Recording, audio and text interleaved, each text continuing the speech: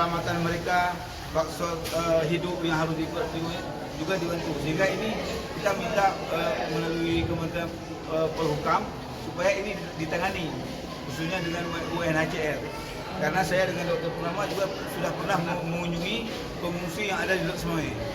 Pada saat itu ditampung di kantor imigrasi Lok Semawe di Bayu. Di sana kita lihat bahwa mereka sudah ditempatkan, tapi memang yang kita sayangkan bahwa setiap hari itu ada saja yang melarikan diri.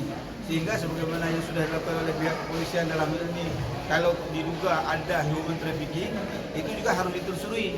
Bahwa kita tidak menginginkan itu juga terjadi. Dan ini kita berikan kepada pihak kepolisian untuk menanganinya juga dengan serius. Tapi fraksi PKS sepakat bahwa mereka harus kita terima. Artinya mereka yang sudah datang sini kita terima dan kita bantu sesuai dengan kemampuan kita. Jangan sampai kita membangun opini bahwa kita nggak boleh membantu. Karena kalau mereka sudah hadir di tempat kita itu, jadi kita harus membantu. Apalagi komitmen kita sebagai seorang Muslim yang selama ini juga seperti kita kondisi seperti daerah-daerah Palestina misalnya, kita menggalang kemanusiaan secara bersama-sama, walaupun mungkin dari segi historisnya kan berbeda-beda.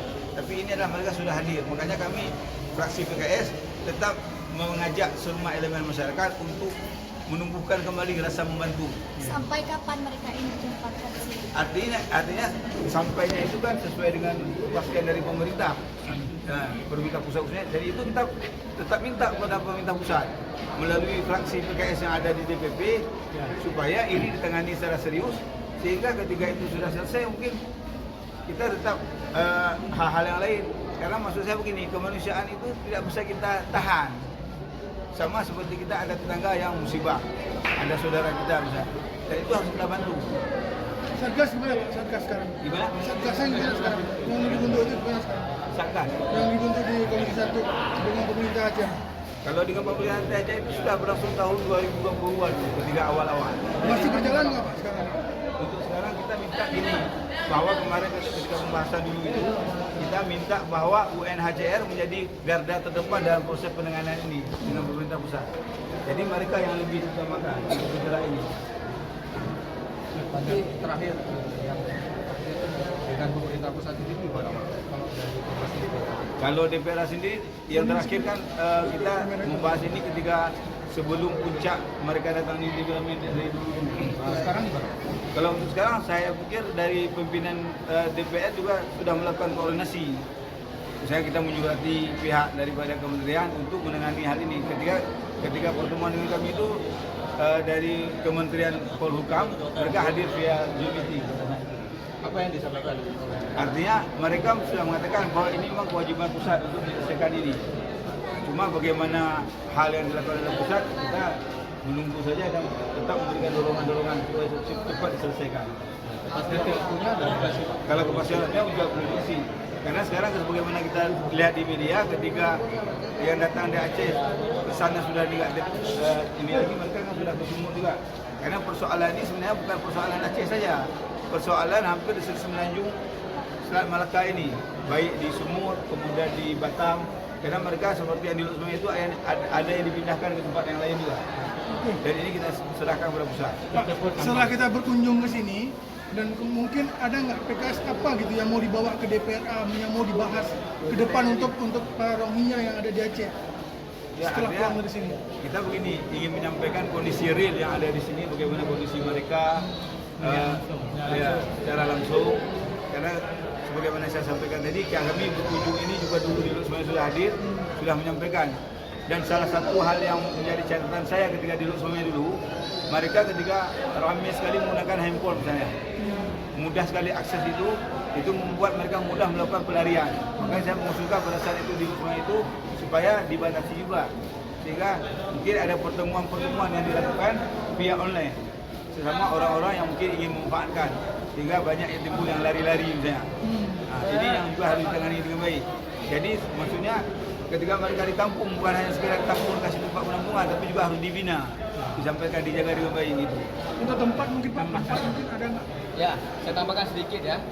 Saat kami datang ke Lok Semawe, saya dari Komisi 5 Bidang Kesehatan juga melihat masalah kesehatan mereka, dan di situ ada klinik dan ada tempat untuk mereka berobat.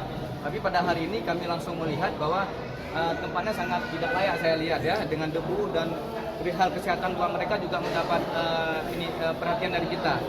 Saya meminta nanti kepada pihak UNHCR atau juga dari pemerintah daerah juga bisa melihat juga kondisi kesehatan mereka yang pada hari ini juga saya melihat, karena kalau mereka sakit juga jadi beban kita juga. Jadi saran saya juga di sini ada dicarikan tempat yang lebih layak lagi. Walaupun tempat ini yang dijadikan, kita cari untuk bisa bagaimana mereka juga bisa menjadi orang-orang yang sehat juga, ya, dengan menjaga kebersihan juga sendiri. Karena saya dapat informasi tadi dari pihak keamanan, mereka ada yang minum air keran. Ini juga menjadi beban buat kita juga. Bila mereka nanti menderita disentri, mentret, itu akan menambah lagi beban kita nanti masuk rumah sakit. Mungkin itu sedikit dari saya dari Komisi 5 Kesehatan. Kan ada wacana kemarin mau dipindah ke PMI, itu gimana tuh, sepakat nggak? Nah, kalau itu memang menjadi kesepakatan bisa saja. Tapi kan kami di fraksi tidak tahu. Jadi kita melihat bagaimana tempat yang lebih layak. Kalau memang ditempatkan di PMI, karena di kantor PMI pusat itu lebih besar, wajar-wajar saya rasa, karena itu lebih bagus tempatnya dan lebih layak. Tapi ini kita harus mintakan lebih lanjut bagaimana dengan pihak PMI sendiri. Untuk tempatnya lokasinya sendiri kan ini sudah beberapa kali dipindahkan dan termasuk ada penolakan dari masyarakat sendiri. Ya. Itu gimana Pak? Kemudian solusinya gimana? Karena kan masyarakat Aceh sendiri menginginkan agar Rohingya ini dipindahkan keluar dari Aceh. Mungkin dari mereka sendiri gimana? Ya, kita tidak melihat dari persoalan penolakan bagaimana. Yang kita lihat adalah bagaimana kondisi para pengungsi ini lebih layak, ya, kesehatannya, tempat tinggalnya, ya, itu yang kita pandang. Persoalan penolakan itu tidak memandang seperti itu, karena itu wajar-wajar saja di antara kita. Di rumah saja mungkin ada di keluarga kita yang menerima, ada yang tidak. Tapi kita menumbuhkan lagi kembali empati kita, bagaimana rasa kita menolong tetangga kita yang sedang sakit. Inilah yang kita curahkan kembali.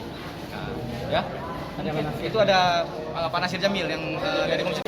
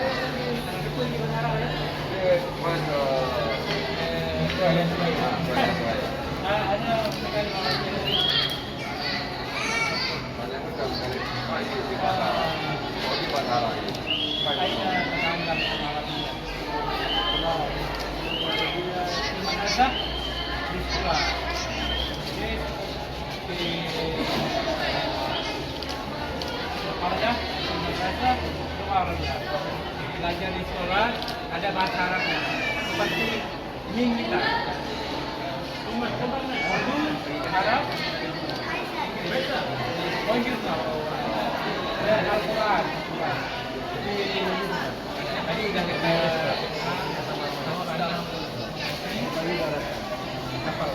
Ya, rata-rata mereka datang. ya daftar ayatnya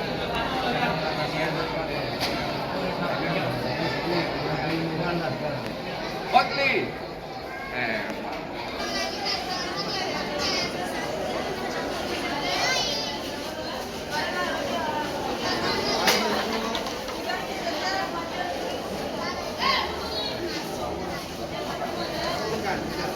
أزواجا وجعلنا نومكم سباتا وجعلنا الليل لباسا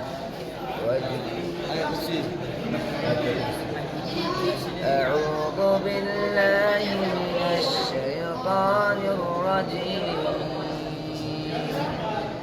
بسم الله الرحمن الرحيم الله لا إله إلا هو الحي القيوم لا تأخذه سنة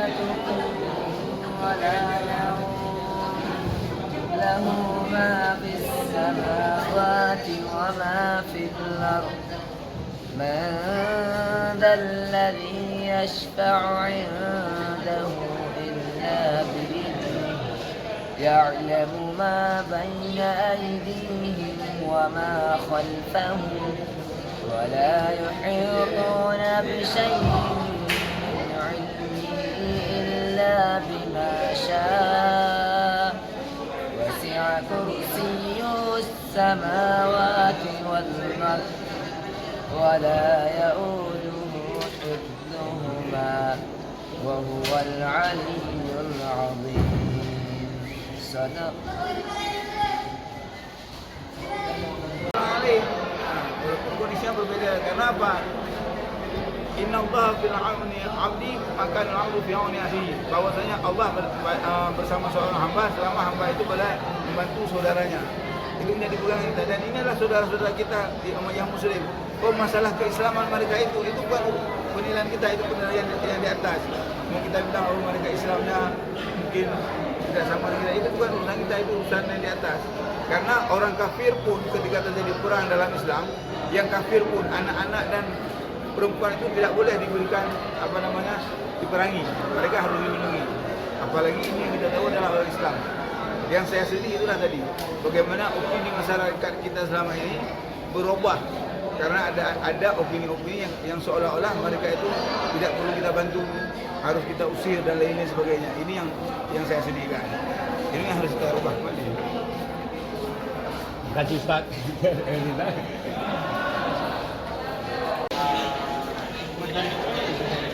Asyad Muhammad. Tinggal di bahasa dunia. Pucuk-pucuk tai.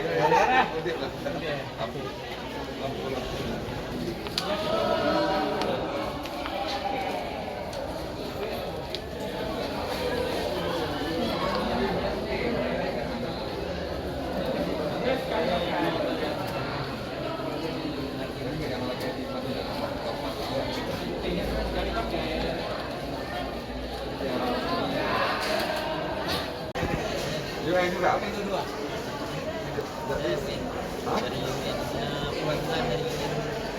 Dari jenazah pemasalannya aja.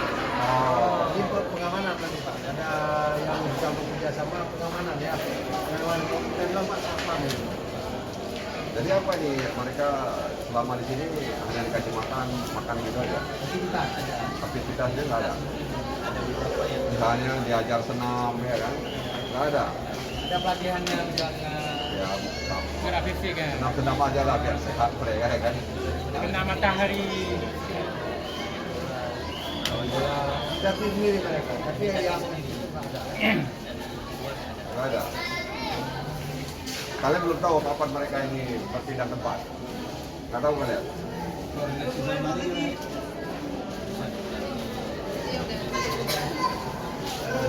Ada ditanyakan. banyak saja berjalan. Kawan-kawan tanya apa nih? Jika tak boleh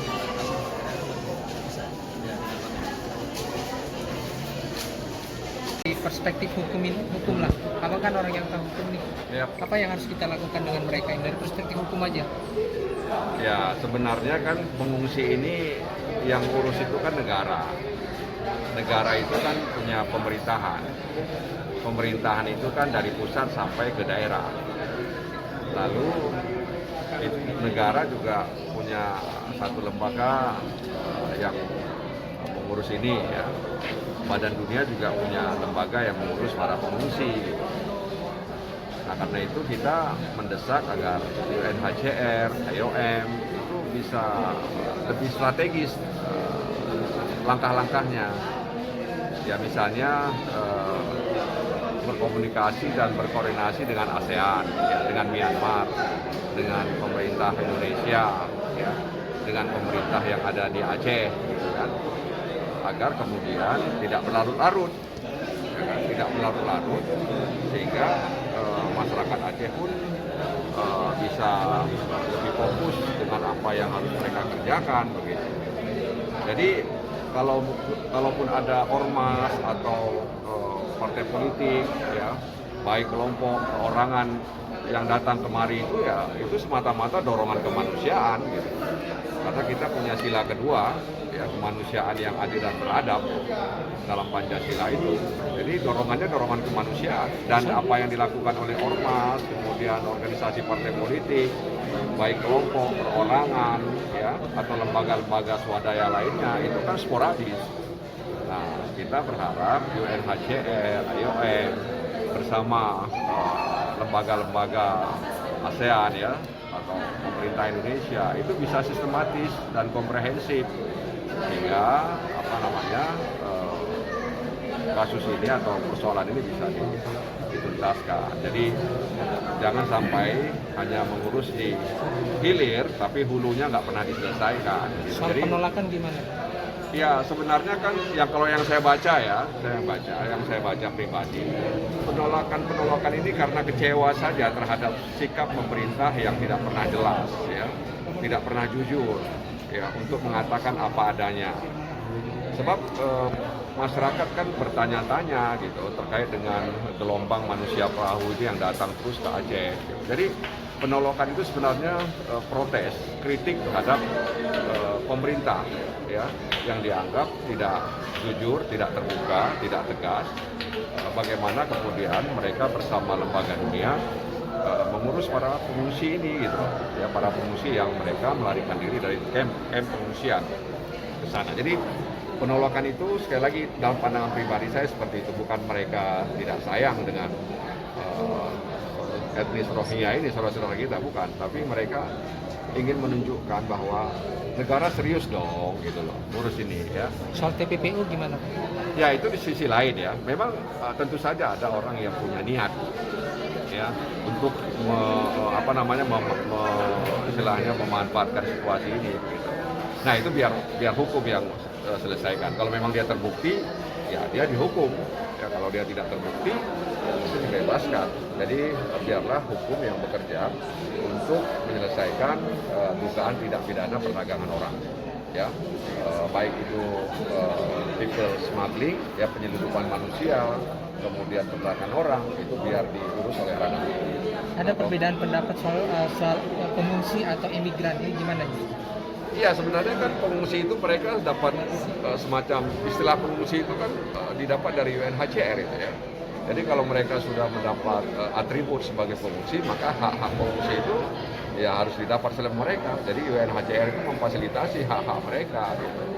Nah karena itu saya katakan tadi di awal, UNHCR, IOM misalnya itu harus melakukan langkah-langkah yang lebih strategis agar hulunya diselesaikan. Kalau enggak, ya tetap saja seperti ini.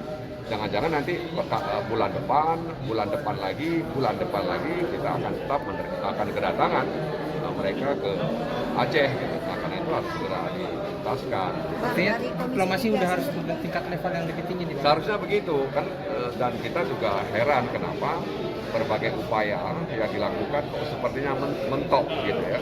Nah, ada apa gitu. Nah, oleh karena itu apa yang dilakukan oleh pemerintah Indonesia dan juga pemerintah di daerah belum menunjukkan sesuatu yang dirasakan oleh masyarakat di Aceh ini. Jadi sekali lagi penolakan itu dalam perspektif saya adalah bahasa kritik kepada pemerintah yang gagal mengurus. UNHCR gagal, IOM juga gagal, gitu, ya. Terus mereka. Ini Bang, dari Komisi 3 sendiri sudah melakukan Ya, saya sebenarnya Komisi 3 itu dengan Kementerian Hukum dan HAM itu selalu mengingatkan, ya, kan di Kemenkumham itu juga ada PORA, ya, pengawasan orang asing. Ya, ini kan orang asing juga ini, ya, cuman mereka sudah masuk dalam kategori pengungsi. Jadi ya tadi itu segala hak-hak yang harus dipenuhi, ya itu tentu tugas UNHCR, IOM, ya pemerintah, ya baik di pusat maupun daerah untuk mengurusnya. Jadi hanya negara yang punya kapasitas untuk mengurus ini. Itu aja, ya. Jangan bebankan ini kepada masyarakat. Ya. Terima kasih, ya.